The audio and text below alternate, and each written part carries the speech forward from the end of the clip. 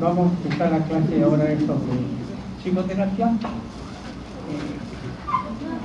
Quería primero explicarles algo, ¿no? Cuando comenzamos a desarrollar el curso de semiología, presenté mi bibliografía y entonces me la observaron. ¿Y por qué me la observaron? Me dijeron que esa bibliografía era muy antigua, que agregara textos modernos. Una enfermedad, ¿no? Probablemente en algunas enfermedades se conozca un poquito más, que es lo que el profesor va agregando de manera gradual, pero que a través del tiempo no ha variado gran cosa. E inclusive, cuando hemos tratado de enseñarles lo que es los trastornos del humor, nos hemos remontado a Kraepelin. Cuando les han enseñado esquizofrenia, se han remontado a Bleuler, ¿no?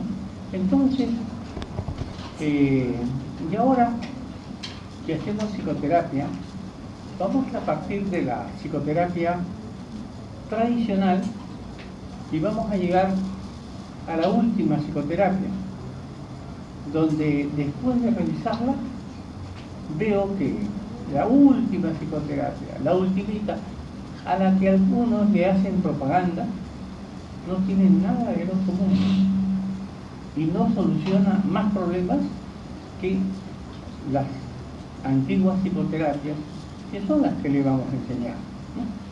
Y no lo decimos como pues, una afirmación vaga, un punto de vista.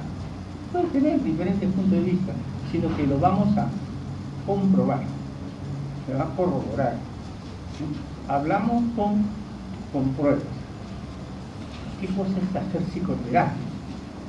Todo el curso hemos hecho la parte biológica, la parte clínica, la parte de tratamientos biológicos.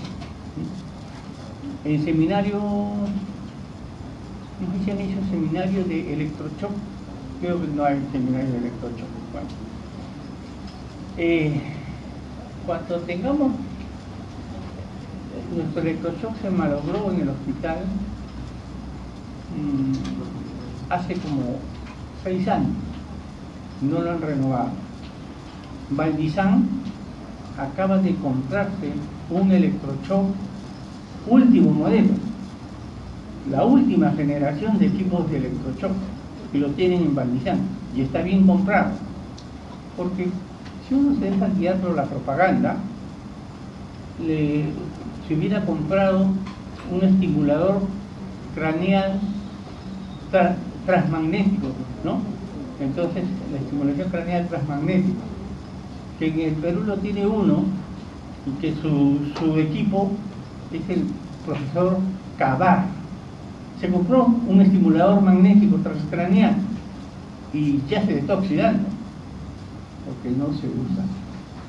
No tiene gran utilidad, ¿no? Se hizo todo un estudio tecnológico y consecuencia de ese estudio tecnológico salió una nueva máquina que tenía la propiedad de que no hacía daño al cerebro, porque el electroshock hacía daño al cerebro y con la estimulación, pero con esa estimulación no hace daño, pero tampoco no cura a nadie. Nadie se cura con la estimulación, pero está abandonando. Va a ser uno de los inventos que van a bajar a la historia sin grandes contribuciones. Pero la última clase, una sola clase, es para una forma de cura que no es biológica, sino que es psicológica. Y se cura hablando. La psicoterapia es hablar con el paciente. Y en ese diálogo con el paciente se le va orientando, se le va ayudando a conocerse a sí mismo y se pueden hacer modificaciones en todo aspecto, ¿no? Ahí dice, ¿no? Se hacen modificaciones el pensamiento, la persona con una psicoterapia empieza a pensar diferente. Si uno tenía pensamientos pesimistas, deja de tener pensamientos pesimistas, se vuelve más optimista. ¿Y cómo voy a hacer? Hablando, ¿no? Con ellos. El sentimiento, si estaba tristón, se le levanta también con la palabra. Entonces se modifican los sentimientos. Si estaba muy eufórico, se le invita a recapacitar y a moderarse. Y el comportamiento. Si tenía comportamientos anormales, por ejemplo, en el TOC, ya cuando yo digo TOC, todos me entienden qué es TOC, ¿no es cierto? Entonces, si tiene un TOC, modifica los síntomas de ese síndrome obsesivo compulsivo. Ya no, se va liberando de estas convulsiones.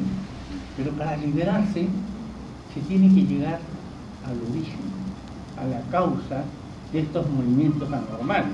Si por ejemplo tiene una fobia, igualito tenemos que llegar a descubrir por qué es esa fobia. ¿Aló?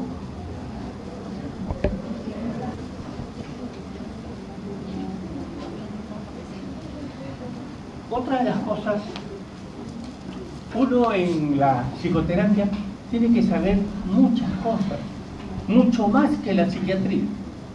Por ejemplo, tengo un paciente que es abogado, que está abrumado, va a conducir un juicio donde hay mucho dinero de por medio, donde él piensa obtener una remuneración muy importante. Entonces, pero yo lo he ido guiando, moderando, no te apresures, no insistas, todavía no presentes nada, infórmate mejor. Entonces tengo que irlo orientando y tengo que saber un poquito de qué trata el juicio y lo voy orientando. De ayer me dice, doctor, si gano este juicio, yo le voy a reconocer por toda su orientación. Espero que sea verdad y espero que lo gane, ¿no? Que no lo vaya a perder. Pero uno tiene que ir sabiendo, uno trata con abogados. Tengo una paciente que ha sido fiscal en el Callao, no ha sido pollo blanco. Tengo la hija de un ministro, también ha sido mi paciente, militar. Entonces, y uno tiene que ir sabiendo de todo para poder envolverse en sus problemas, descifrar sus problemas y orientarlos apropiadamente. Y todo a través de la palabra. Es la palabra, pero es producto de un razonamiento inteligente. Para yo poder orientarlo con mi palabra, tengo que tener un razonamiento capaz de comprender el caso que está viviendo esta persona. Y nos remontamos también, ¿no? Y Breuer fue el precursor, pero el psicoanálisis comienza con hipnosis. Breuer era un hipnotizador. Ahí está como se escribe Breuer. Se pronuncia Breuer. Breuer era un hipnotizador. Se escribe Breuer, pero se pronuncia Breuer. Y Freud se pronuncia Freud. A él sí lo conocen de todo. Entonces, pero comienzan ellos haciendo experiencias de hipnosis. Hipnosis para conocer el inconsciente del paciente. Porque primero Freud descubre el inconsciente y dice, la causa de las enfermedades está en el inconsciente. ¿Y en qué parte del inconsciente está? En traumas que se han quedado guardados en el inconsciente. Y si yo lo quiero curar, esos traumas tengo que sacarlos. ¿Cómo los saco? A través de la palabra y a través de otros métodos que fue. Y lo primero que creyeron era que los traumas primero eran infantiles y de cosas que ya nos hemos olvidado. Entonces, merced a la hipnosis, hacían regresionar a los pacientes, retroceder en el tiempo y volverse niños. y ahí empieza el psicoanálisis a descubrir cosas inusitadas, que va construyendo lo que fue la teoría psicoanalítica. Pero empezaron así. Entonces, los síntomas se deben a ideas reprimidas, a la represión. Entonces, ¿qué hay en el inconsciente? Hay acontecimientos traumáticos, hay represiones que fueron. Por ejemplo, una paciente me contaba: doctor, yo no he tenido infancia. ¿Y por qué no has tenido infancia? Porque mi mamá era muy cuidadosa de las muñecas. Entonces me dice, vamos a jugar, te voy a sacar tus muñecas, las tenía con llave. Ya, toma tus muñequitas, juega un rato y después me las traes. Se las traía, las revisaba, ya, no las has roto, ¿no? Ya, vamos a guardarlas hasta mañana o hasta el domingo, que te las vamos a volver a sacar para que juegues. Y entonces tuvo, ¿no?, la represión de no haber podido jugar con sus muñecas. Sus muñecas eran para exhibirse, no eran para jugar. Los dos extremos son malos, porque uno dice, total, déjalo al niño que rompa los juguetes, porque para algo se le han comprado, ¿no? Entonces, ya pues, su motito, su bicicletita, ¿no? Entonces, muy permisivo. Hay padres muy permisivos y hay padres muy represivos. Y entonces la relación con el padre es parte de la psicoterapia, que tenemos que ir investigando. Ven, todo va saliendo como una cadena de deducciones. Entonces, pero esa cadena de deducciones solo la pudo hacer un genio de la psiquiatría como Freud. Lo fue descubriendo todo poco a poco con sus pacientes. Entonces esas ideas reprimidas nos llegan a la conciencia y se transforman en síntomas. Una represión se transforma en síntomas.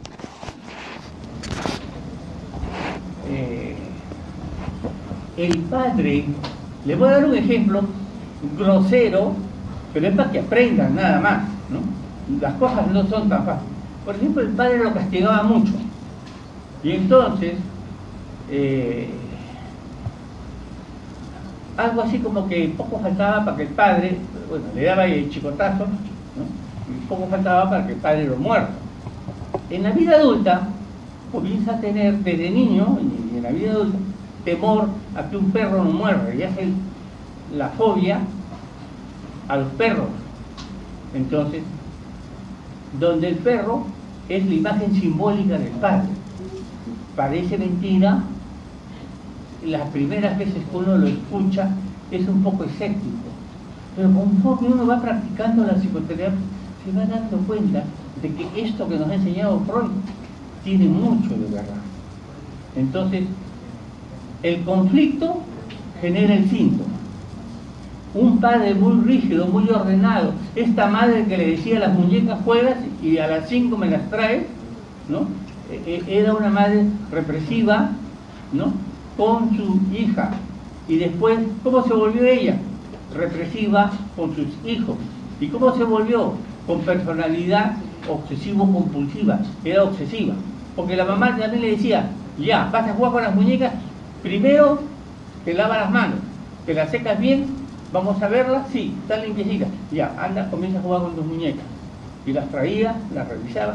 Entonces se fue volviendo obsesiva. Y la niñita fue absorbiendo las conductas obsesivas. Entonces, es otro panorama que no lo habían escuchado hasta ahora. Ha pasado todo el curso, estamos acabándolo y recién tratamos esto. Hemos hablado de la parte clínica, la terapéutica, y la psicoterapia la dejamos para el final. Tan para el final que hay algunos colegas o que no saben hacer psicoterapia o que no les gusta hacer psicoterapia y que mandan a sus pacientes al psicoterapeuta o al psicólogo. Pero ellos no hacen la psicoterapia. A su vez, viceversa, los psicoanalistas no dan medicinas. Cuando se trata de medicar, ellos dicen, yo soy sincero, yo no conozco la farmacología, vayan donde un psiquiatra que maneja la psicofarmacología. Y yo he tenido a veces pacientes que me han mandado psicoterapeutas para que yo les dé el tratamiento. también hay psicólogas. Yo tengo muchos pacientes que me llegan referidos por psicólogos, porque ellos no pueden medicar. Entonces ellos quieren hacer la psicoterapia y bueno, yo digo, hay pacientes para todos. Entonces me dicen, te mandamos el paciente porque tú no te quedas con el paciente. Yo no me quedo con el paciente. Me han llamado para que le dé la medicación farmacológica, le doy los psicofármacos y que siga su psicoterapia, que ya comenzó, que ya avanzó, que ya está a mitad de camino, con su psicólogo. ¿Para qué yo voy a comenzar a empezar de nuevo? ¿Para qué me voy a apoderar de un paciente que no me corresponde, que no es mío? Inicialmente fue de una psicóloga, inicialmente es de un psicoterapeuta, y le doy el tratamiento farmacológico, ¿no? Entonces, no quiere decir que yo no sepa hacer psicoterapia. Yo también sé hacer psicoterapia. Cuando hay pacientes que lo necesitan, comienzo a hacerlo. Y el cambio, dice, ocurre en el contexto de una relación profesional, en la que el paciente tiene oportunidad de modificar patrones conductuales inapropiados. Entonces, en esa relación terapéutica, en ese tiempo que el terapeuta necesita con su paciente, ¿no?, va a ir trabajando y revisando toda la vida del paciente hasta ir encontrando las claves de su trastorno y tratando esas claves de su trastorno con el paciente. Pero existen muchas psicoterapias, más de 100 tipos de psicoterapia. Entonces, no le voy a enseñar las 100, le voy a enseñar las más importantes, las más reconocidas.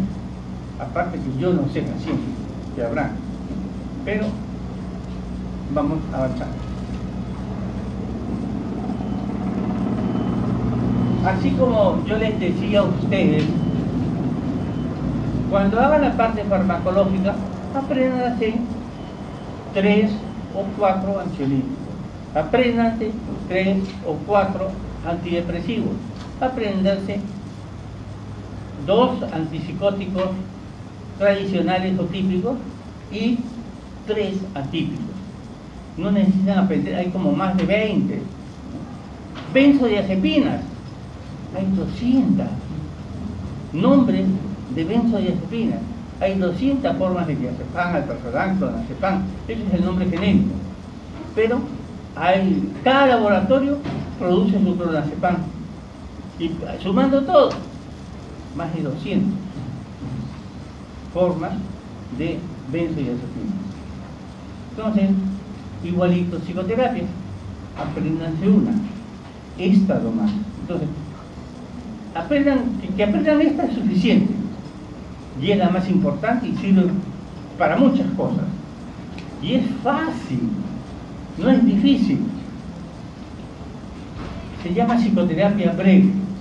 Quiere decir que uno no se demora con el paciente en hacer psicoterapia. A diferencia de otras psicoterapias que no son breves, son lo contrario, prolongadas. Pero como no la palabra prolongada suena feo, dicen psicoterapia profunda. Esta es una psicoterapia superficial y las otras son las profundas. Son los psiquiatras profundos los que creen que saben más, porque ven al paciente en todas sus profundidades. Pero igualito a la hora de recaer se recaen con una y se recaen con la otra. No es porque sea mejor. Es un modelo de terapia que busca solucionar las cosas de manera más rápida. ¿Y saben qué tan rápida es? Se pueden solucionar los problemas de un paciente en 3 meses. En 3 meses con psicoterapia un paciente puede mejorar con la breve. No necesito. En cambio, los profundos necesitan 3 a 5 años para buscar los cambios que son profundos y que según ellos teóricamente venden la idea de que el paciente con esos cambios ya no se van los pacientes a recaer. Igual cuando uno tiene problemas muy grandes en su infancia y en la vida actual, igual se recae con cualquiera de las psicoterapias.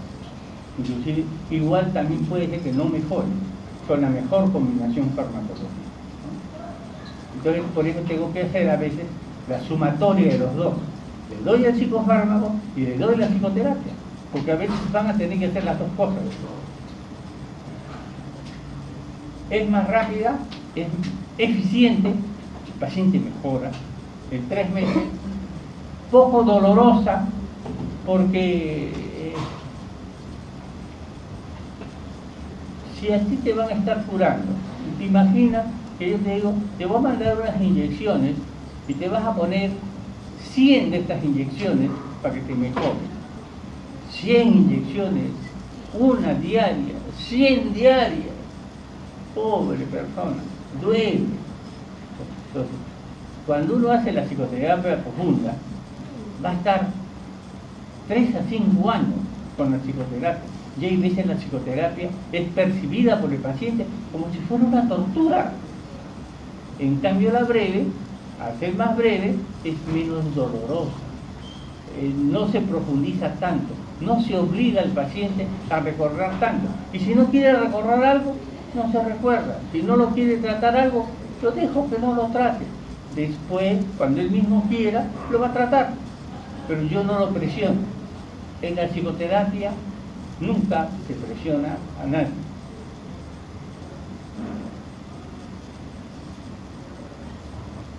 Busca atacar el problema causante, aquí y ahora, lo que está pasando, el problema.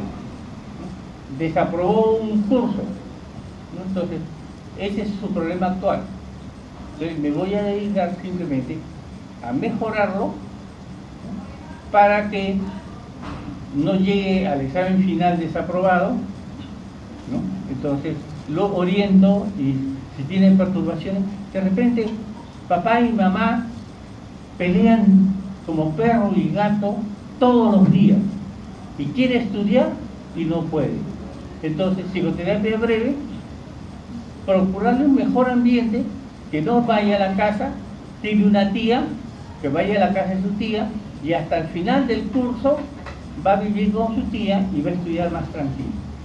Entonces su tía tiene espacio, es estable, lo quiere mucho, y cambiándolo de ambiente va a rendir más. ¿Ven ustedes? Elementos muy simples. ¿De qué depende de todo esto? Del sentido común. Toda persona que tenga sentido común puede hacer psicoterapia. Entonces yo no me hago problema. Todos aprenden. Si quisiera, toda la promoción podría hacer psicoterapia. Si se le enseño bien, lo pueden hacer. Entonces, ¿por qué superficial? Y porque más lo que necesitan es ser medianamente inteligentes, con mucho sentido común, para poder aconsejar a su paciente. En contraposición al psicoanálisis, son los profundos, los psicoanalistas en psicoterapia profunda, cuyo enfoque se basa en el pasado. Entonces, el psicoanalista está preocupado de ver qué pasó cuando era niño. ¿Lo tocaron o no lo tocaron? A veces los psicólogos siempre lo que dicen es el niño.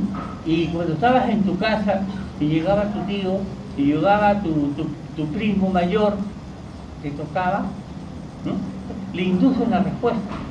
Y hay muchas personas que son inocentes, pero sin embargo van a juicio por acusaciones de tocamiento.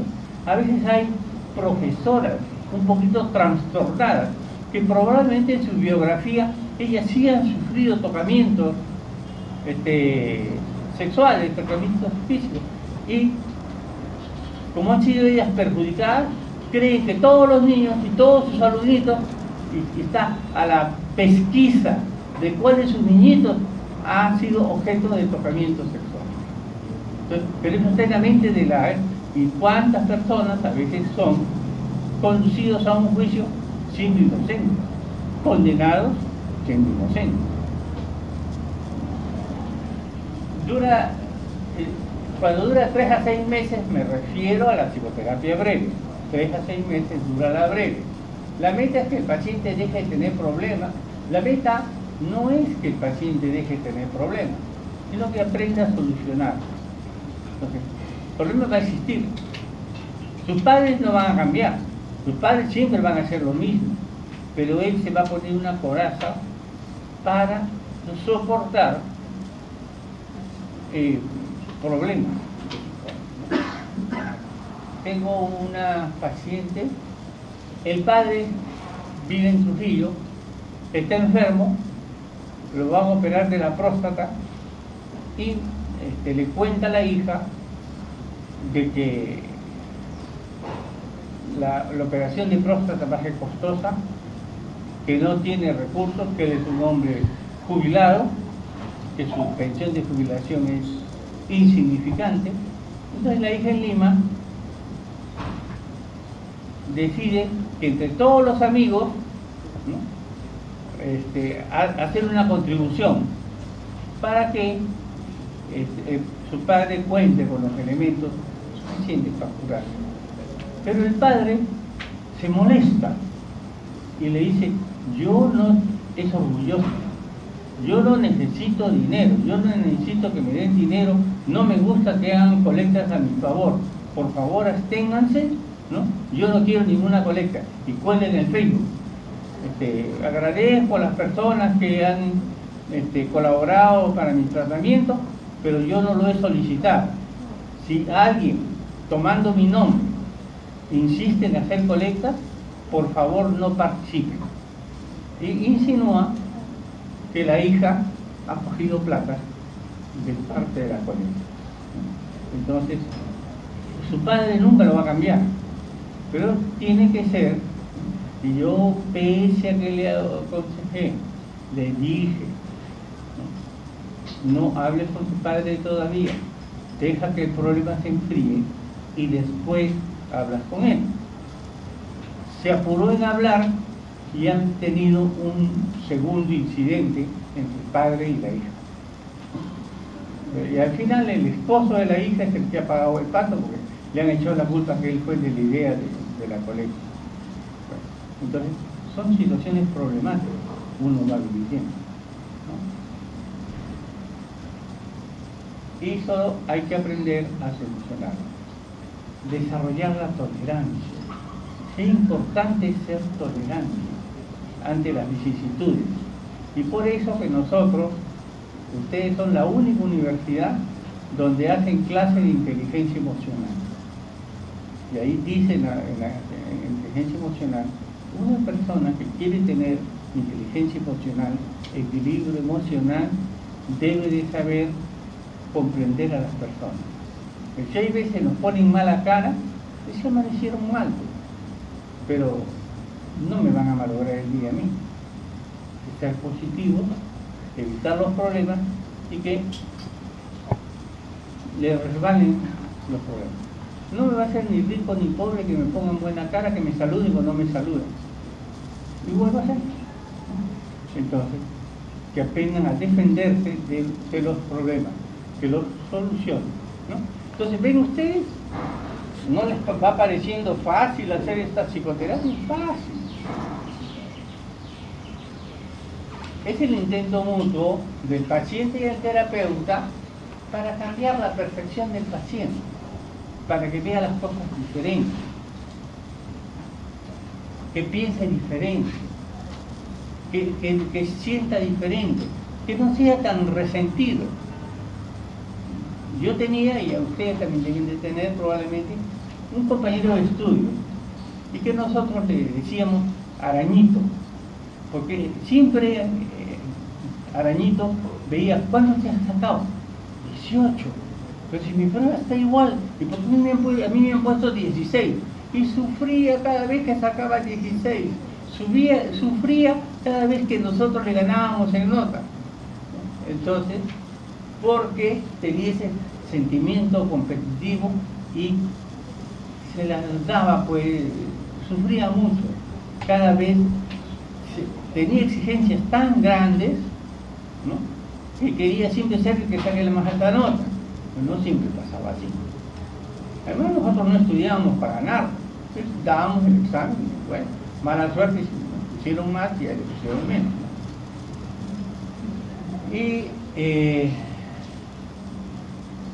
Y es breve también. ¿Por qué es breve la psicoterapia? Primero, porque no pasa de 3 a 6 meses, para que sea breve. No es eterna la psicoterapia. Incluso la última obra de Freud se llama El análisis terminal terminable e interminable. Y Freud se daba cuenta al final de que había perdido mucho tiempo con algunos pacientes y había entrado en un análisis interminable y que el paciente no quería irse, ya se había acostumbrado al terapeuta y entonces iba por quítame esta paja, por cualquier problemita chiquito, pero seguía en análisis, no tenía cuándo terminar el análisis, ya debería terminar. Entonces, lo que Freud llamaba el análisis interminable. La última obra de los tomos de Freud, tercer tomo, ¿no? El último libro que escribió fue el análisis terminable e interminable, porque se extendía demasiado. ¿Se da cuenta? Freud aprendió a lo largo, es bien bonito leer a Freud. Que yo te digo, léanlo a Freud, se van a quedar maravillados. Y de repente, si leen a Freud, les gusta la psiquiatría. Yo por leer a Freud me gustó la psiquiatría, ¿no? Porque es muy elocuente, te enseña. Y él va diciendo, me equivoqué, no es por esto, ¿no? Entonces, y va mejorando tu teoría, hasta que llega a su formulación ideal. ¿Y cuánto dura la terapia breve? 15 a 30 minutos. O sea, yo no necesito, ¿para qué me voy a desgastar con un paciente escuchándolo una hora? Ya basta 15 o 30 minutos que lo escuche. Más cansa, más puede aburrir. Entonces, 15 a 30 minutos es lo que demora. Los pacientes se han acostumbrado al modelo psicoanalítico, que dura 45 minutos. Lo que ellos llaman los psicoanalistas la hora terapéutica. ¿Y cuánto dura la hora terapéutica? 45 minutos. Tiene después de los 45 minutos el terapeuta que relajarse, olvidarse de lo que ha tratado al paciente antes de comenzar con el nuevo paciente. Entonces, para estar como nuevo para su siguiente paciente. Entonces son 45 minutos, la hora terapéutica, terapeuta descansa 15 minutos y sigue con el siguiente paciente. Acá en psicoterapia breve 15 a 30. Una vez por semana, mientras que la terapia breve se reúne semanal una vez, hay psiquiatras psicoanalistas que ven a su paciente de lunes a viernes, 5 días seguidos. Yo no sé de qué pueden hablar tanto, 5 días seguidos a la semana y 45 minutos cada vez. No. Yo quería ser psicoanalista al comienzo, pero cuando fui viendo las cosas, poco a poco me fui desanimando, aparte de lo costoso de eso. En psicoanálisis todo cuesta, ¿no? O sea, para que tú tienes tu historia clínica, se lo llevas al psicoanalista para que te revise tu historia clínica, si está bien hecha o mal hecha, pero tienes que pagarle como si fuera una consulta, y en dólares. O sea, entonces cada cosa que el psicoanalista te enseña, te cobra. Y ya llegó un momento en que yo estaba, ya no, económicamente estaba quebrado, así que seguía estudiando el psicoanálisis. Lo que estudié me funcionó, me ayudó a conocer algo más de mí mismo, fue útil. Yo no puedo renegar el psicoanálisis, aprendí mucho, ¿no? Entonces, y me capacitó para mi desempeño futuro como psiquiatra, ¿no? Entonces, lo cual, al verte una vez por semana, ya no te vuelves tan dependiente de tu psiquiatra. Si vas a estar todos los días dependiente, por eso se volvió el análisis interminable. Nunca tenía cuándo acabar, porque siempre había algo nuevo que descubrir.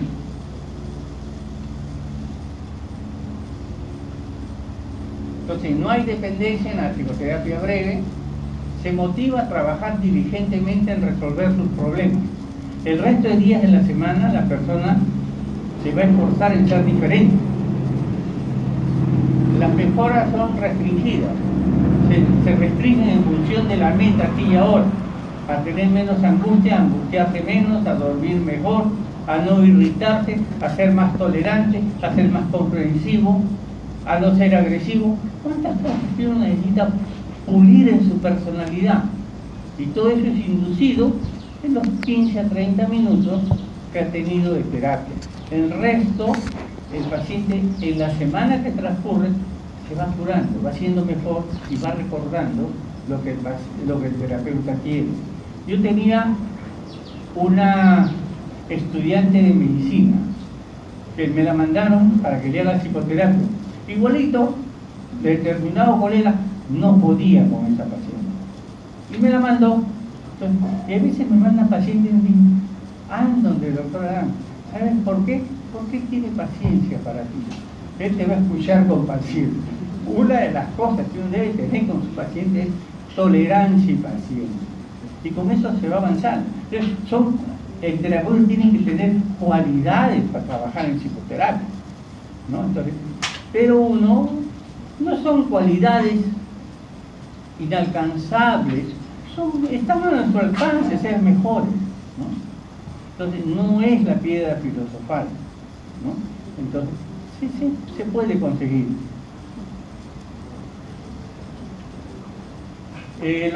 Los problemas de carácter son evadidos. Esos problemas de carácter, de que vienen desde la infancia, eso no lo tocamos. Pues si los tocamos nos vamos a perder y nos vamos a demorar mucho. Esto no lo tratamos. Inclusive hay algunos alumnos que han estado en tutoría conmigo. Y cuando hemos estado en tutoría, yo le he dicho, miren, su objetivo es pasar el curso.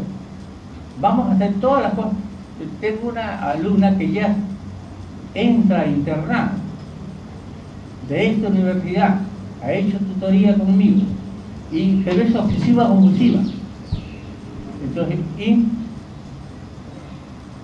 yo le he dicho, primero entra al internado, soluciona, ya viene creo la repartición de sedes hospitalarias, está muy nerviosa y no he tocado hasta ahora. He tenido 2 años en tutoría, no he tocado su problema obsesivo, porque lo estoy postergando. Tengo otra alumna que también es obsesiva, una alumna que tiene que dar examen con zapatillas de color negro, marcar las preguntas con un lápiz de color negro y llevar un lápiz en su cartuchera, un lápiz de color rojo y con una blusa que haya sacado antes buena nota. Sin uniforme para el examen. Y esa es su obsesión. Entonces, pero tampoco no le he tocado la obsesión. Porque primero que pase los cursos. Después veremos ya la obsesión. La atención está confinada aquí y ahora. Las defensas ya establecidas y sus patrones de conducta se encuentran desintegrados, lo que facilita la instauración de defensas más adecuadas. Cuando el paciente está en plena enfermedad, es más fácil abordarlo, conocer la enfermedad y es más fácil ayudarlo. Si uno está frío, entonces y viene a la consulta porque su papá lo mandó, su mamá lo mandó, le han recomendado que vaya, porque le han dicho, el psiquiatra siempre es bueno ir al psiquiatra, y viene al psiquiatra no porque tenga una necesidad, sino porque lo han mandado. Entonces, ese paciente no es buen paciente con la psicoterapia. Cuando el paciente está removido, conmocionado por la enfermedad, es más fácil hacer la psicoterapia. Sus defensas han fracasado, entonces le ayudamos. Entonces, hacías esto y ya no te da efecto. Así, por ejemplo, hacía relajación, pero ahora ya la relajación no le da efecto. Entonces tengo que ponerle un fármaco y buscar otras maneras de ir a buscar el problema. Y si estás relajado es porque estás tenso, y si estás tenso es por algo, a ver por qué puede ser. Y comenzamos la psicoterapia. Los sentimientos del paciente hacia el terapeuta se tratan de evitar. O sea, si el paciente tiene un sentimiento de admiración con su terapeuta, se le disuade. Y se le dice, no, a veces vienen falsos elogios. Las personas terapeutas tienen que ser maduras. Si el terapeuta le gusta que lo elogie y tiene su paciente que lo elogie, va a estar a las mil maravillas y no va a querer que se acabe la terapia porque hay quien lo admira, quien lo elogia permanentemente. Pero esos elogios son un obstáculo para la psicoterapia. Se deben de disuadir, evitar.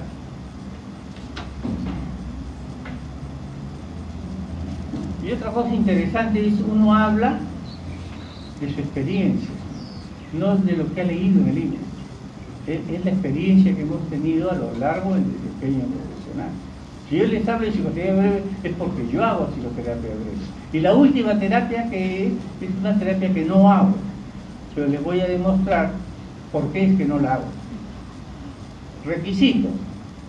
Para que esta psicoterapia dé resultados necesita motivación del paciente. El paciente no viene porque lo mandó su papá, viene porque quiere mejorar, quiere cambiar. Que pueda tener relaciones estables con la persona, que no sea tan inmaduro, que tenga por lo menos amigos, que tenga relaciones sociales, ¿no? Entonces, para que pueda ser buen candidato a la psicoterapia. Autocognición, que tenga capacidad de darse cuenta. La autocognición, capacidad de darse cuenta, se llama insight. Insight es en inglés y la traducción es mirar hacia adentro. Que pueda mirar hacia adentro y darse cuenta de las cosas. La autocognición. Que tenga una inteligencia promedio, que puedan asumir responsabilidades, que toleren ansiedad y frustración, que no sean gananciosos, ¿no? Que no tengan ganancias secundarias y que no exista barrera de lenguaje. Que para mí, por ejemplo, hacer psicoterapia en Estados Unidos me sería difícil, muy difícil al comienzo, después hasta que no aprenda bien el idioma. Pues, ¿saben qué? No solamente basta que aprenda el idioma, tengo que conocer hasta la cultura del paciente, las culturas, los valores culturales. Si yo no los conozco, ¿cómo los voy a ayudar a un americano? No puedo. Entonces tengo que trabajar con latinos que más o menos piensan igual. Pero ni siquiera me cae un argentino para psicoterapia.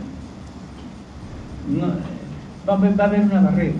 Ellos tienen otra valoración de sí mismos, ¿no? Y no serían buenos candidatos. Hay barreras, a veces no solamente la barrera del lenguaje, sino la barrera social, la barrera cultural, que impide que un paciente mejore. Entonces, hay requisitos, pero los requisitos son fáciles de cumplir, cualquiera los cumple.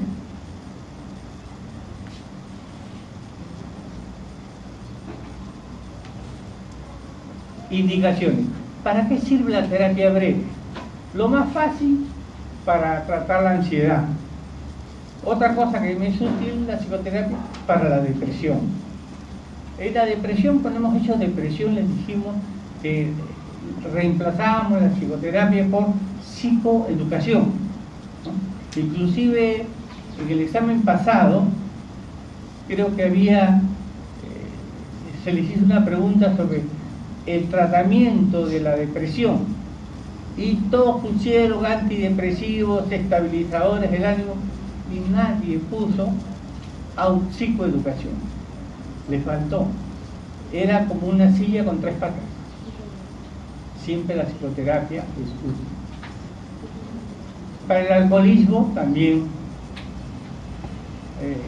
no solo para el alcoholismo, tengo una paciente también fármaco dependiente, adicta a la cocaína, adicta. Ha evolucionado muy bien, hace meses que dejó el tratamiento. ¿Y de qué le ha servido? En realidad, ¿yo la mejoré?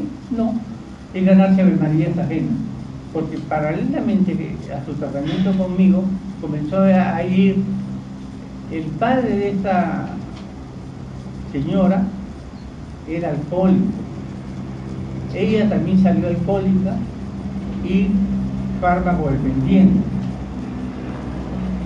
y hay un grupo de alcohólicos anónimos que dice grupo de alcohólicos anónimos para familiares de pacientes alcohólicos, y comenzó a ir al grupo de familiares. Al comienzo trató de desistir, una desistió y la otra siguió. La que siguió es la que mejoró. Y ya no viene a la consulta, y consiguió una pareja. Ella estaba separada y en el curso de la terapia conoce a otra persona que le comienza a brindar apoyo. Entonces se equilibra emocionalmente, ¿no? Y mejora. Hay veces no hay que ganarse a María también. Hubieron otros factores que contribuyeron a que mejore. Trastornos de la personalidad son difíciles. Algunas psicosis crónicas, pero ahí en la psicosis crónica sí tenemos que hacer psicoeducación, porque no van a mejorar. Y los trastornos psicosexuales, que también siempre y cuando el sujeto quiera cambiar. Pero si un sujeto ya tiene un trastorno de identidad sexual y no quiere cambiarlo, por gusto viene al psiquiatra. Yo lo ayudo siempre y cuando él quiera cambiar. Si él no quiere cambiar, lo respeto, lo dejo así nomás, como que, y trato solamente de ansiedad y probablemente más le doy un tratamiento biológico con algo de psicoeducación.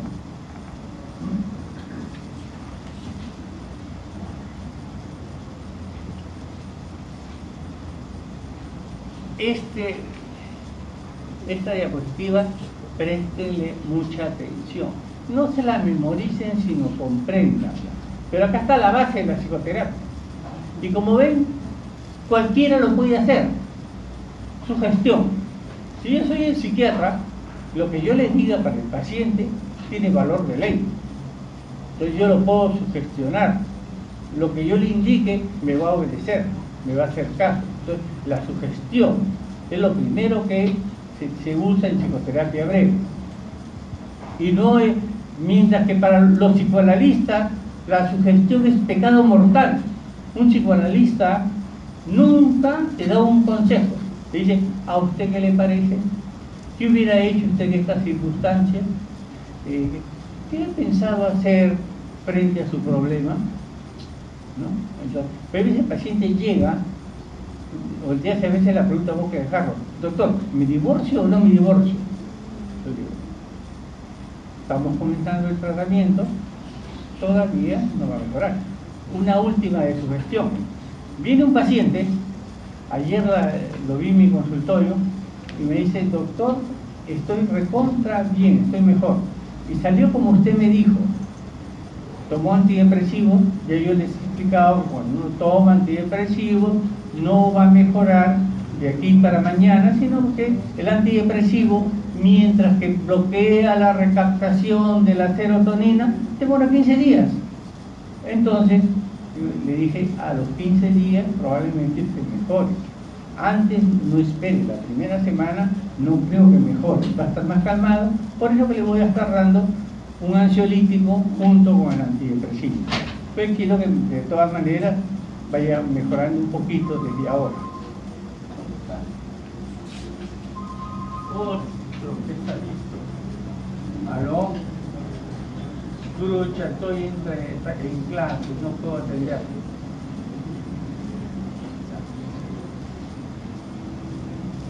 Al menos se entiende.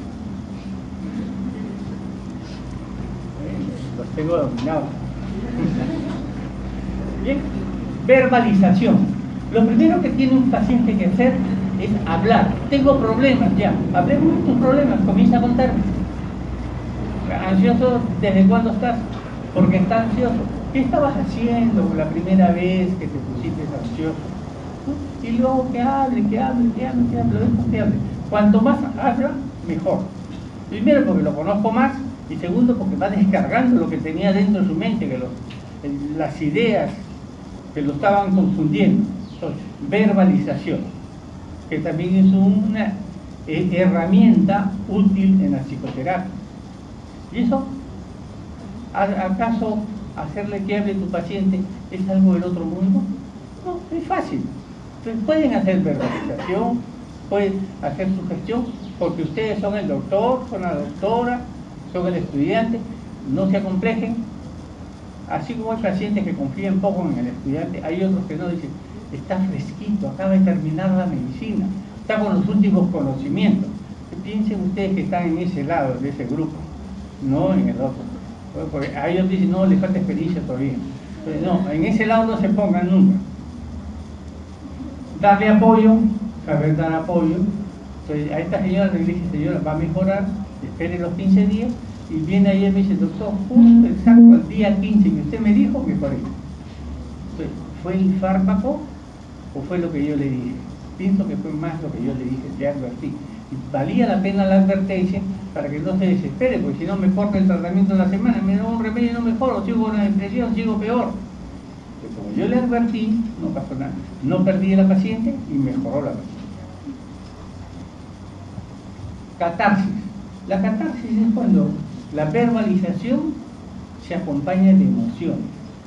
Entonces, que el paciente llore, que el paciente grite, que el paciente reniegue. Y si llora, yo no me voy a asustar porque llora. Entonces, los dejo que siga hablando, ni me asusto. Hay pacientes que también hay veces por asustar al médico para buscar alguna ganancia con él. Me voy a matar, doctor. Lo escucho, lo miro, sigo hablando de otra cosa, y al final le digo, bueno, ¿y qué cosa me dijiste que querías matar? ¿Tú crees que valga la pena después que sabemos esto? Y que tu depresión tiene posibles soluciones, que hay muchas cosas que se pueden hacer. Entonces lo manejo de esa manera. Pero ya lloró, ya gritó, ya pegó su rabieta y ya hizo su catarsis. Es importante que se haga la catarsis, no hay que asustarse por la catarsis. Experiencia emocional es cuando el paciente en medio de la catarsis se da cuenta cuál era la causa de sus problemas, y lo que se llama es experiencia emocional correctiva, porque esa experiencia emocional corrige los síntomas. Experiencia emocional correctiva. Así estaba bajito. Clarificación, que uno le va clarificando al paciente, lo va orientando. Uno, como no está en el problema, lo ve las cosas diferentes, ¿no? Lo va clarificando. Interpretación es después de que el paciente ha hablado varias sesiones, no a la primera. Hay veces el terapeuta tiene fantasías omnipotentes, se cree mucho, y a la primera consulta ya le está haciendo las interpretaciones. Esas interpretaciones que se hacen a la primera consulta, si no son muy evidentes, no sirven para nada. Hay que acumular. Aseveración 1, las 2, las 3, juntar las pruebas. Igualito cuando quieren condenar a una persona a prisión, el fiscal no tiene que juntar prueba 1, prueba 2, prueba 3, prueba 4, igualito. En psiquiatría también, prueba 1, prueba 2, prueba 3, prueba 4, recién le puedo hacer entender. Cuando ya tengo todo, lo conozco bien, recién después de conocerlo bien, le puedo decir qué significa su enfermedad, por qué está enfermo, qué debe hacer. Eso ya es la interpretación. Sirve para que el paciente se dé cuenta de sí mismo, aumenta su insight. Autocognición, que el paciente se dé cuenta de lo que le está pasando. Autocognición. Y al final abrirse paso. Que el paciente, como ya tiene 3 meses en tratamiento, ya sabe cómo manejar su angustia, ya sabe cómo manejar sus antidepresivos, le he hecho un poquito de psicoeducación, ya está preparado. Y ya, si vuelve a tener problemas, ya no va a reaccionar así. Por ejemplo, ahora su problema fue porque terminó con su enamorado. Y se hizo, pues, todo un mundo, toda una catástrofe, porque perdió el enamorado, se fue con otra chica. Comienzan a salir sentimientos de inferioridad, es que yo soy fea, que yo no me arreglo, que yo soy tonta, se han burlado de mí. Entonces, pero ya después del análisis, ¿no? Entonces ya sabe por qué es tonta, ya sabe que no debe hacerse la tonta, ya sabe de que uno nunca debe tropezar por la misma piedra, ¿no dicen? ¿Ya? Entonces, cuando tenga su próximo enamorado, ya no, si el enamorado quiere terminar con ella, que termine, ya no le va a afectar, ya está curado de eso. Entonces, es abrirse paso. Quiere decir que ya es dueña de sí mismo, ya maneja problemas, ya maneja sus problemas, ya se conduce fácilmente. Y ven ustedes, todo es facilito de hacer. Cualquiera puede hacer la psicoterapia. Para los psicoanalistas que me escuchan esto, se rajan las vestiduras. Porque ¿cómo, doctora, te enseñan a los alumnos que ellos pueden hacer psicoterapia? ¡Qué barbaridad! ¡Qué osado! Y hasta peores epítetos pueden caerme. Pero es verdad, yo defiendo lo que estoy diciendo. Las etapas de la psicoterapia, vamos a tratar de pasarlo rápido, si no. ¿Hasta qué horas es la clase? ¿Ah? Pues ya tengo... Siempre, bueno. Mejor que aprendan una cosa bien que el resto no. Pero esto es lo que me interesa que aprendan. La etapa inicial, ¿qué se hace? Una historia clínica buena, bien hecha, bien completa. Identifico la crisis precipitante, qué pasó, por qué la dejaron. Y ya habías discutido con tu enamorado antes. Sí, discutíamos cada semana, pero yo no lo quería perder. Yo transigía, con tal de... y además la chica ha sido una burlada, que he terminado con enamorado, le aguantaba muchas cosas, ¿no? Entonces, identifico la crisis precipitante, hago un diagnóstico descriptivo, evalúo la motivación del paciente, hago la formulación dinámica. Formulación dinámica quiere decir que yo hago como un esquema, así como ustedes hacen esquemas de la clase, ¿no? Resúmenes, yo también me hago un resumen de lo que tiene el paciente. Tiene ansiedad, esa ansiedad es debida a esto, pero también los padres contribuyen a acentuarla a esto, la pareja no lo ayuda, ¿no? Y tiene un jefe terrible. Entonces hago la formulación, me hago mi esquema, mi resumen del paciente, se llama formulación dinámica. Se llama dinámica porque se hace con flechitas. Este es el síntoma y este síntoma se debe a esto, hago un diagrama. Eso se llama formulación dinámica. También pueden hacerlo. Conforme lo vayan haciendo más fácil va a ser. Predecir la transferencia. Si yo veo transferencia, ¿saben qué es? Para no explicarlo, ¿no? Son los sentimientos que el paciente confunde. Entonces, ella admiraba mucho a su padre falleció, se quedó huérfana y ahora tiene el terapeuta, y en el terapeuta ve reflejada la imagen del padre y confía en él. Entonces la transferencia puede ser positiva. Transferencia negativa es porque el psique tenía un Edipo, entonces con su padre repite el Edipo pero con el terapeuta, ¿no? Entonces confunde el terapeuta, confunde la identificación, la admiración al terapeuta con un sentimiento de sentirse enamorado, enamorada del terapeuta, ¿no? Entonces eso es transferencia negativa porque estorba el tratamiento. En la psicoterapia breve no debe haber transferencia, no debe el médico dejar que exista la transferencia y manejarla. Se elabora un plan terapéutico y se le explican las reglas de la psicoterapia. Ya viene la regla de oro.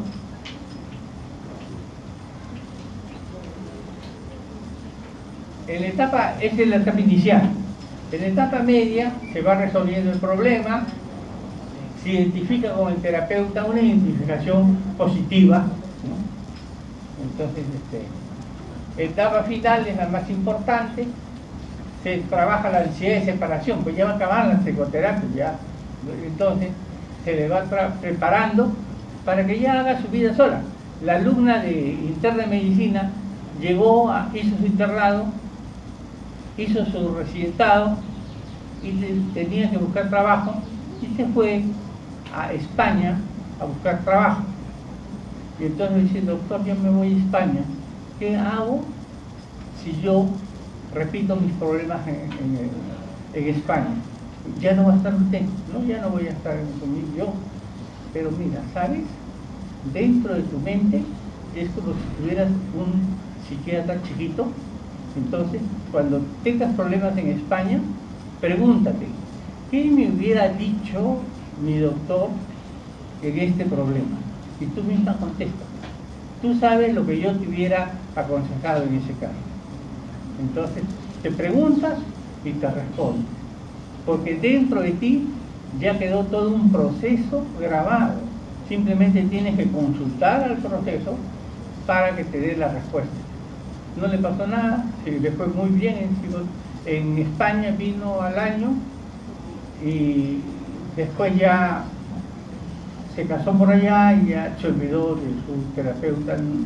Pero le debe haber ido bien, porque si le iba mal, ahí mismo hubiera venido.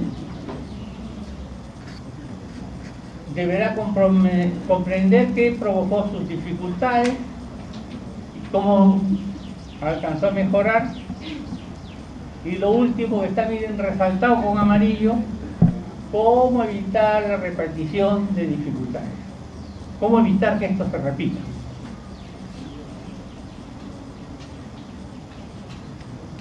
Pasamos a psicoanálisis.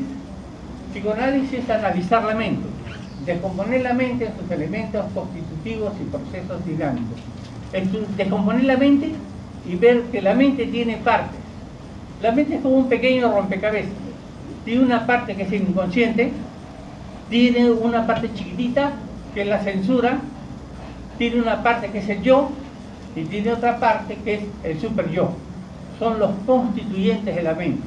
Y el terapeuta psicoanalítico va a ir conociendo cómo es el inconsciente del paciente y cómo es el super yo del paciente, que es lo más importante.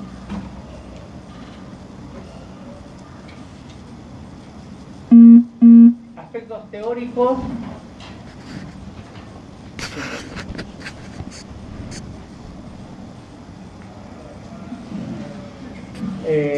Los fenómenos mentales resultan de la interacción de fuerzas. O sea, hay fuerzas opuestas. ¿De dónde salen esas fuerzas? Del inconsciente. Del inconsciente sale una fuerza. ¿Y cuál es la otra fuerza opuesta? La que viene del super yo. Y es el choque del inconsciente con el super yo. El inconsciente donde están los instintos que se quieren expresar y el super yo que se opone a que se exprese. Ese choque de fuerzas produce la neurosis y produce la enfermedad. Son fuerzas opuestas. Que las partes del inconsciente, la primera formulación que hizo Freud, que después se dio cuenta que no servía, la cambió por la segunda. La topográfica fue la primera, que había inconsciente, consciente y preconsciente. La cambió por la estructural, donde había ello, yo y super yo, la fuerza. La perspectiva económica, de que hay veces demostrarle al paciente, ver que está perdiendo mucha fuerza en sus obsesiones, que está perdiendo mucha fuerza con su fobia, que pierde fuerza si es un hipocondríaco. Entonces, esa es la perspectiva económica.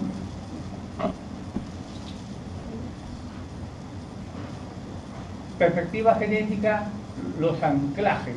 Esto es difícil de explicar. ¿Qué son anclajes? Freud descubre los anclajes. Quiere decir cuando uno se queda fijado. Entonces, hay 3 momentos críticos en la vida de la persona. El primer momento crítico, como ven ustedes, explicarle todo esto no lo voy a poner en una diapositiva, se los explico lo más acá, ¿no? Pues si no sería un montón de 50, 60 diapositivas que estamos acostumbrados a ver. Entonces, el anclaje, hay 3 momentos. El primer anclaje es oral. Y hay etapas críticas en el desarrollo del individuo. La etapa oral es la etapa de la lactancia. Entonces, si uno no supera la etapa de la lactancia, se queda detenido. Entonces se queda anclado en la etapa oral. Después sigue la etapa anal, ¿no? Que tiene que ver con el orden, la limpieza, la suciedad, ¿no? El control de los esfínteres, el estreñimiento o la diarrea. Entonces, eso es la etapa anal. Hay personas que se pueden quedar fijadas en la etapa anal, entonces tienen anclaje anal. La neurosis obsesivo-compulsiva tiene anclaje anal. La esquizofrenia tiene anclaje oral. Y la etapa fálica, que es la etapa en la que el niño sufre una especie de masturbación infantil, que es diferente a la masturbación del adulto, ¿no? Entonces, simplemente, si se toca los genitales es porque se está explorando. Y en esa exploración, hay veces los genitales, como tienen receptores nerviosos, hay niñitos que se pueden tener erecciones, porque es todo un factor reflejo nada más, pero le puede agradar. Y hay pacientes que tienen el anclaje fálico. Y también en la etapa fálica vienen dos complejos. Uno es el de Edipo y otro es el de castración. Se dice que primero es el de castración en las niñas, y después viene el Edipo. En el varón es primero el Edipo y después la culpa edípica lo lleva a la castración. Son al revés uno de otro. Pero son dos complejos que hay en la etapa fálica. El que se queda detenido en esta etapa y no la supera, se queda anclado fálicamente. ¿Quiénes tienen anclaje fálico? La histeria. La neurosis histérica tiene anclaje fálico. Explicarlos también demoraría un montón, ¿no? Pero eso es la teoría de los anclajes. Y también hay conflictos, que ya saben ustedes, que pueden haber conflictos entre el super yo y el ello, y resistencias. Todo paciente en psicoterapia desarrolla una resistencia. Y le viene la tentación de pensar, ¿y para qué sigo yendo al psiquiatra? Lleva un año que estoy yendo al psicoanalista y no me mejora, sigo igual, ¿no? Entonces parece que no da con mi enfermedad. Entonces se produce resistencia. Entonces hay muchas veces que el paciente tiene la tentación de abandonar el tratamiento porque no le satisface, pero eso es nada más que producto de una resistencia. Pues hay una regla que le hace el psiquiatra. Usted puede terminar el tratamiento en cualquier momento, pero una semana antes me lo comunica y lo conversamos para ver si su deseo es genuino o si responde a la enfermedad que está tratando de no ser eliminada y está incitándolo a abandonar el tratamiento. Pero eso tenemos que conversarlo una semana antes que abandonar. Lo analizamos y ya después usted es libre de tomar una decisión.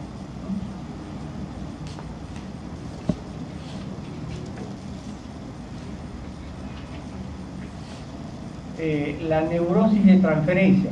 Yo creo que hay que ver resistencias nomás. La resistencia y la reticencia a explorar el inconsciente. El paciente ya está descubriendo cosas feas, ¿no? Y ya no quiere seguir descubriendo más. Impide la recuperación de recuerdos reprimidos. Aparece durante el análisis un elemento opositor cada vez que emergen datos significativos, ¿no? Entonces, puede encontrar resistencia.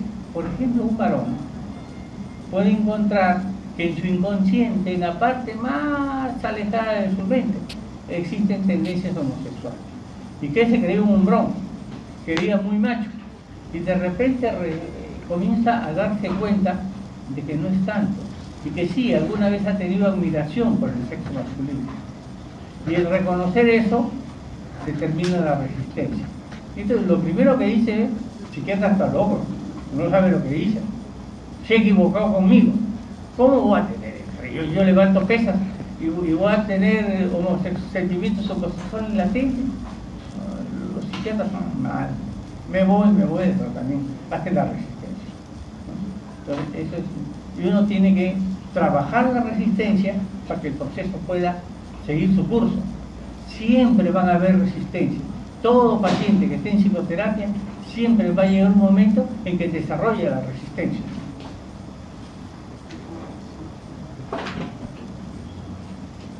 La alianza terapéutica es la colaboración entre el terapeuta con el vínculo con el paciente.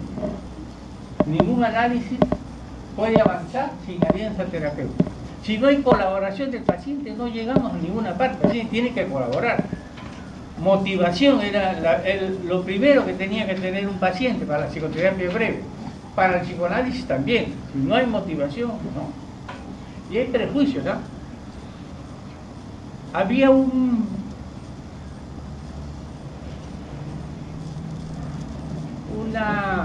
chico que tenía problemas de ansiedad y muchos problemas. Al final se descubrió que era homosexual, ¿no? Que tenía ya los sentimientos homosexuales habían avanzado más de lo imaginado, pero el padre dijo: no, que no vaya donde el psiquiatra, me lo llevo donde un psicoanalista. Estuvo un tiempo en el psicoanalista, no le resolvió nada, y bueno, al padre lo que le quedó fue aceptar que su hijo era homosexual y que tenía que comprenderlo, que tenía que ayudarlo y que nadie lo iba a cambiar, eso ya estaba instaurado, ¿no? Entonces, ya sí, y el prejuicio del padre lo llevó al hijo a abandonar el tratamiento. Además, el padre era el que pagaba la consulta. Entonces lo quitó el psicoanalista, lo quitó el psiquiatra para mandarlo al psicoanalista, pero no hubieron diferencias significativas.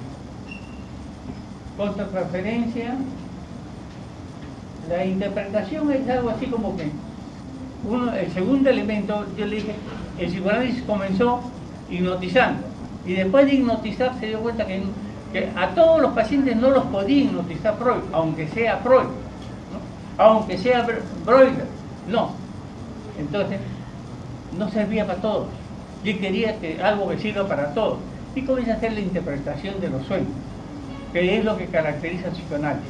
El psicoanalista interpreta sueños, pero no es como esos libritos que dicen: conozco el significado de los sueños, esos folletitos que venden. Soñar con un árbol significa, no sé, y le ponen cualquier barbaridad, ¿no? Soñar con animales, soñar que se ahoga. Pues, a veces les diga, significa ansiedad, temor al medio social. A veces algunos les digan, ¿no? La interpretación, pero eso no es interpretación de los sueños. La interpretación de los sueños es personal. Dos pacientes pueden soñar que se ahogan. Uno se ahoga por una causa y otro se ahoga por otra causa. El sueño en uno tiene una significación y en el otro tiene otra significación. Es personal, porque los símbolos que salen del inconsciente son diferentes para cada uno. Hay símbolos generales y hay símbolos particulares. Parte del proceso analítico es descubrir cuáles son los síntomas que están operando. La regla de oro. La regla de oro del psicoanálisis dice: usted debe decir todo lo que viene a su mente, por más absurdo o vergonzoso que le parezca. Entonces el paciente tiene que decir todo al psiquiatra, todo lo que viene a la mente, se lo tiene que decir. Llévese lo que viene a la mente en el sillón del terapeuta, es lo que va a ser más útil. Ensaye, por ejemplo, el significado de experiencia en torno claro para el paciente. Y esto es lo más difícil, ¿ah? Por eso el psicoanálisis es difícil. Desarrollar la atención libre y flotante. Pero la atención libre y flotante la desarrolla el psiquiatra. O sea, yo lo estoy escuchando al paciente, pero lo estoy escuchando por mis oídos, pero también lo estoy escuchando a través de mi inconsciente. Entonces yo voy descifrando los símbolos inconscientes de lo que tiene el paciente a través de mi propio inconsciente. Entonces yo utilizo mi inconsciente. ¿Y cómo hago? Me pongo libre y flotante. Pongo mi mente en blanco y así como el paciente me tiene que contar todo lo que le viene a la mente, yo también, mi mente está abierta y en blanco y comienzan a venir ideas. Y esas ideas se conciben por el estado de atención libre y flotante. Es un estado. Eso lo va adquiriendo el terapeuta. Por eso sí necesitan un psicoanalista años para aprender, para desarrollar la atención libre y flotante. Es una cualidad del psiquiatra. Saber escuchar, pero escuchar el inconsciente. Y ninguno de ustedes escucha el inconsciente. No lo escuchan porque no son psicoanalistas. Y para ser psicoanalista tienen que estudiar 3 años por lo menos, de 3 a 5 años. Un psicoanalista tiene que estudiar de 3 a 5 años y primero entrar en análisis. Que lo psicoanalicen a él primero. Porque si uno tiene muchos traumas en la mente, ¿qué voy a poder ayudar a alguien? Si yo necesito que me ayuden, no puedo ayudar a otro. Vamos a pasarlo a ver si hay algo interesante que señale. Otro factor que afectará el éxito terapéutico es el mismo analista, lo que yo les decía. El analista tiene que estar preparado para ser analista.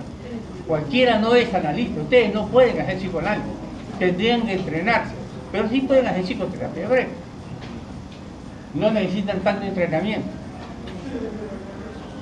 El terapeuta debe ser una persona mentalmente sana. Un enfermo no puede ser un psiquiatra. Los psiquiatras también se enferman. Los psiquiatras también se suicidan. Hay varios psiquiatras que se han suicidado. Hay psiquiatras que matan. Hay psiquiatras que se acuerdan, bueno, vamos a llamarle psiquiatra Poggi, pero para que se acuerden nada más. Poggi mató con una correa a un preso que lo quería hacer confesar. Y Poggi, como se creía muy inteligente, muy hábil, dice, vamos a jugar. Mira, yo te voy a poner acá la correa y la voy a ir ajustando. Si tú me mientes, te ajusto la correa. Si tú me dices la verdad, te la suelto la correa. A ver, vamos a jugar. Y ahí él, en el juego, le parece que ese sí es el asesino. Entonces lo terminó de ajustar y lo terminó matando. Entonces, pero ven usted, hay pocos casos, felizmente, pero un psiquiatra es un ser humano, no está libre de que le pase eso. ¿Qué buscaba Poggi? Afán de figuración. Pues Poggi era bien figurero. Afán de figuración, descubrir quién era el asesino, quién era el violador. Pues, bueno, lo mató y acabaron las violaciones en el libro. De repente sí descubrió que era, de repente sí era. Bueno, pero no tenían por qué hacer justicia. Freud menciona que aquel que desea aprender el arte, psicoanálisis es un arte, todo es un arte, ¿ah?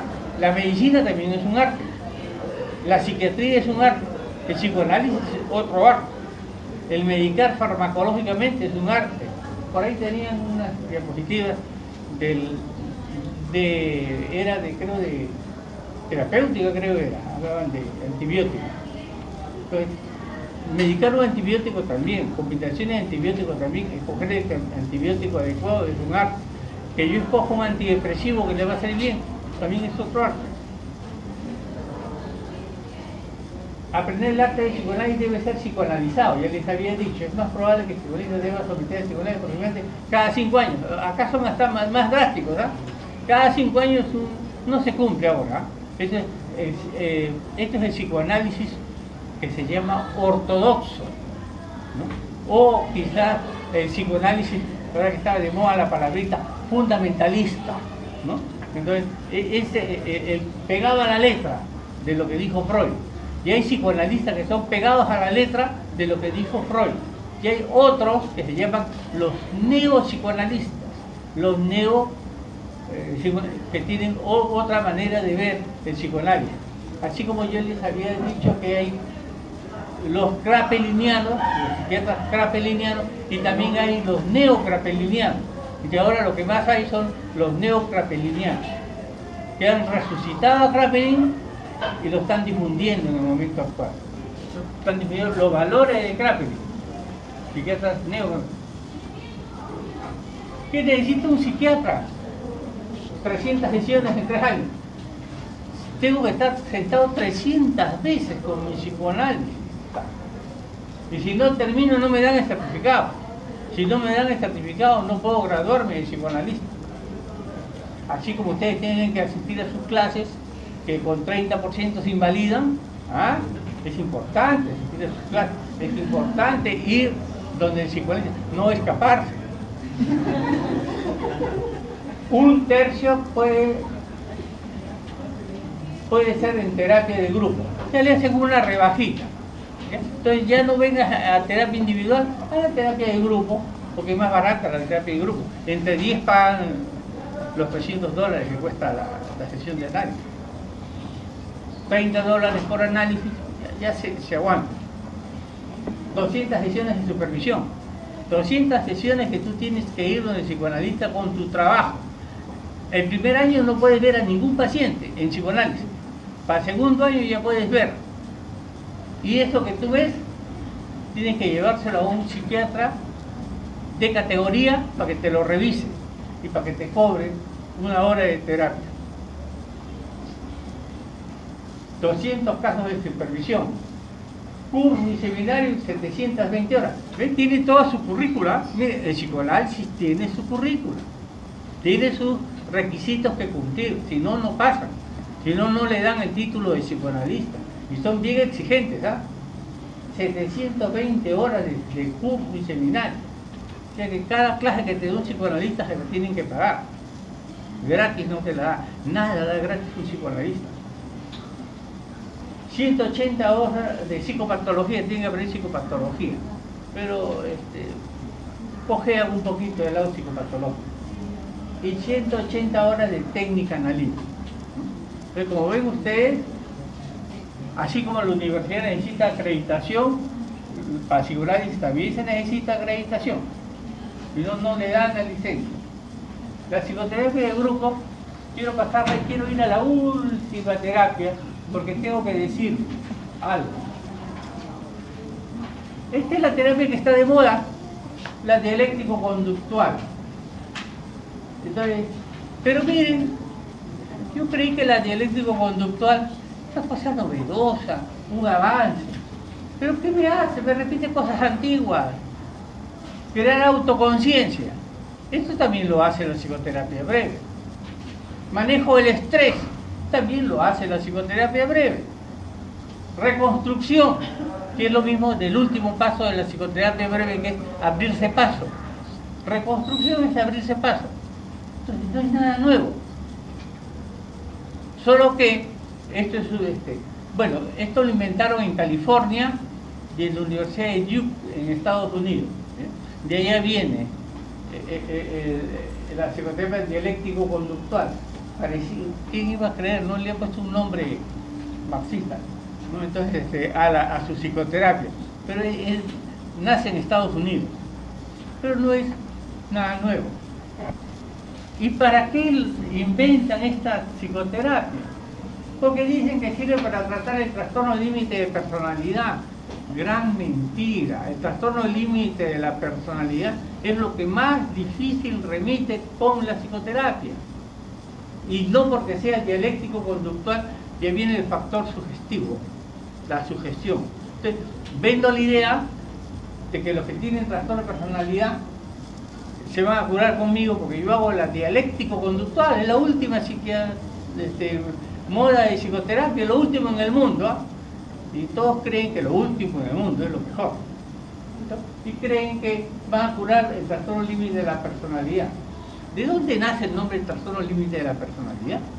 Se dice que los psicoanalistas comenzaron a hacer psicoanálisis a sus pacientes, pero encontraron un grupo de pacientes que estaban 5 años en terapia y no mejoraban, y empeoraban, y tenían todos los síntomas que ahora ustedes en el seminario de trastorno límite de la personalidad han visto, todos los síntomas. Entonces, eran pacientes terribles para un psiquiatra, inmanejables para un psiquiatra, el trastorno límite de la personalidad. Entonces, como también de los fármacos, porque en el trastorno límite de la personalidad fallan los psicofármacos, ¿no? Y también falla la psicoterapia.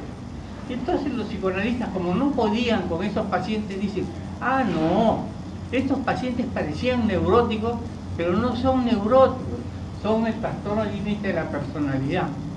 Entonces ellos inventan el diagnóstico, los psicoanalistas. Entonces, por sus experiencias, por sus fracasos, dicen, no, psicoanálisis nunca falla, no puede fallar. Lo que pasa es que estos pacientes tienen un trastorno muy raro y muy resistente al tratamiento y se llama trastorno límite de la personalidad. Entonces, los psicoanalistas descubren las características de este trastorno límite de la personalidad o trastorno borderline. Entonces dicen, es un paciente del borderline, porque antes se llamaba borderline. También sirve para los trastornos de ánimo. Yo le he dicho, en los trastornos del ánimo lo que se hace es psicoeducación, porque también a un maníaco, ¿cómo lo va a curar hablar? Si el maníaco es una enfermedad cíclica, es una enfermedad genética, es una enfermedad que va a volver, y eso no lo puedo parar. Con psicoterapia y todo, me vuelve la fase maníaco, me vuelve la fase depresiva, y no tengo cómo parar, tengo que volverlo a internar. Para los trastornos alimenticios, también hay muchas formas de psicoterapia, no necesariamente el trastorno límite de la personalidad. No es nada nuevo. Yo pensé al comienzo que era algo nuevo.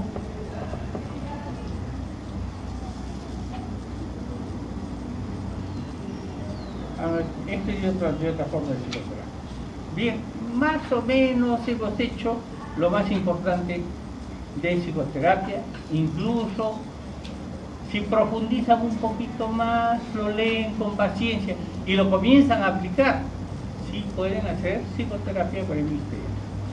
¿No? Es posible. Y en el internado lo van a poder hacer. En el internado, qué cantidad de cuadros de ansiedad van a ver. A la emergencia llega un montón de pacientes con crisis de ansiedad y que creen que tienen un infarto, no tienen ningún infarto. Es crisis de ansiedad que ustedes lo pueden manejar con su psicoterapia. Y si no quieren hacer ese problema, les mandan su diazepam nada más, 2 ampollas a la vez y se acabó el asunto hasta el otro día. Y consulta al psiquiatra que venga a hacerle la psicoterapia.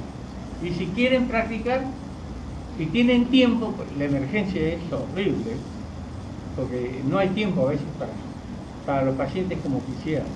Porque estás con uno y llegó otro, estás con uno y llegó otro, y ves la cola que se te va aumentando. Dice, doctor, atiéndame a mí también. O viene otro y dice, ya lleva media hora con ese paciente y no termina. A veces hay casos difíciles. Y uno se trabaja con mucho estrés. ¿Y alguien sabe qué es síndrome de Burnout?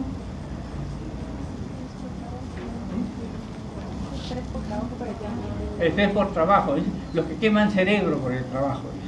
Cuando uno está muy estresado, está trabajando mucho, dice quema neuronas, se fatiga, se cansa, se aburre en el trabajo, ya no quiere venir al hospital, ya no quiere entrar, ya no quiere dictar clases, ya no quiere ver pacientes, ya no quiere operar, se cansó. Cuando se trabaja bajo condiciones de extrema presión, a la larga, dice que hay los profesionales pueden desarrollar el síndrome de Burnout. ¿Qué pueden hacer? Bien, ¿alguna pregunta? Yo creo que haciendo un esfuerzo a veces, mire, tanta experiencia a veces condensarla en 1 hora y media, a veces no se puede.